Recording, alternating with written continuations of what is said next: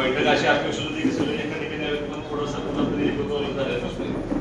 विशेषतः आरोप नगरपालिकेवरती होता. बैठक नगरपालिकेने आली होती. नगरपालिका सभागृहात आली. मॅडम फक्त आज आणि उद्या आमच्या नगरपालिका परिषदेच्या वतीनं आज महिला दिनाचा कार्यक्रम आहे. उद्या महिला दिन आहे म्हणून आम्ही थोडं शांततेत घेतलं. काय तुमच्या जागी एखादा पुरुष असता तर आम्ही तरी तो उचलून आणला असतं. कुणी हलक्याने याचं कारण नाही. काल आमच्या विधानसभेनं एक IAS ऑफिसर निलंबित केला. म्हणजे आम्ही काय आयरे बसलोय, काय कामधंदा नाही म्हणून बसलोय अशी परिस्थिती नाही. मी या विभागाचा लोकप्रतिनिधी. ही सगळी लोक ज्या लोकांच्या या रस्त्यामध्ये नुकसान होणारे अशी सगळी लोक या ठिकाणी उपस्थित आहेत. चुका झालेत ते तुमच्या अधिकाऱ्यांच्या जागेत. तुमच्या अधिकाऱ्यांनी केलेल्या चुका आम्ही निष्ठवतो. समजा बसा की म्हणजे तुमच्या अधिकाऱ्यांना चुकीची माहिती दिली. कुठे गेले अधिकारी आहेत का? त्यांना बोलवा ना वरती.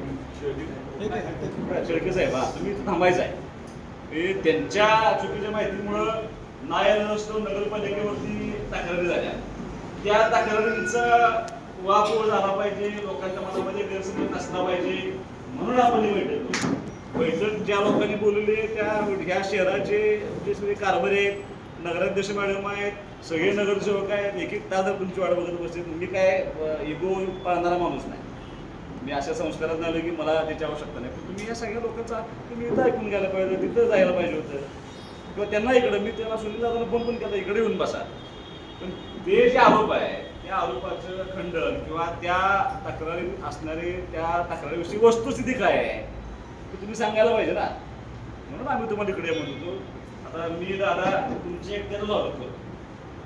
तुम्ही नगर परिषदमध्ये हे सगळं ऐकण्यासाठी आला त्याबद्दल तुमचंही आमच्या सगळ्या नगरसेवकांच्या वतीनं, नगराध्यक्ष मॅडमच्या वतीनं आमचे जे सगळे बाधित होत आहेत त्या रस्त्यामध्ये ते सगळे आणि सगळे पत्रकार या सगळ्यांचं तुम्ही स्वागत करतो.